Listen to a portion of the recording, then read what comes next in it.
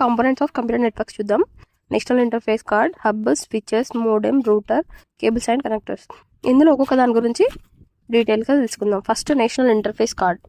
Simple అండి. National interface card అంటే ఏంటి అంటే ఇంకొక డివైస్తోని కమ్యూనికేట్ కావడానికి ఇది హెల్ప్ చేస్తుంది. ఇంకోటి ఏంటి అంటే ఎన్ఐసిలో హార్డ్వేర్ అడ్రసెస్ అనేవి ఉంటాయి. ఈ హార్డ్వేర్ అడ్రసెస్ని యూజ్ చేసుకొని డేటా లింక్ లేయర్ ప్రోటోకాల్ అనేది సిస్టమ్ని ఐడెంటిఫై చేస్తుంది. నెట్వర్క్లో ఉన్న సిస్టమ్ని ఐడెంటిఫై చేసి డేటాని కరెక్ట్గా ట్రాన్స్ఫర్ చేస్తుంది.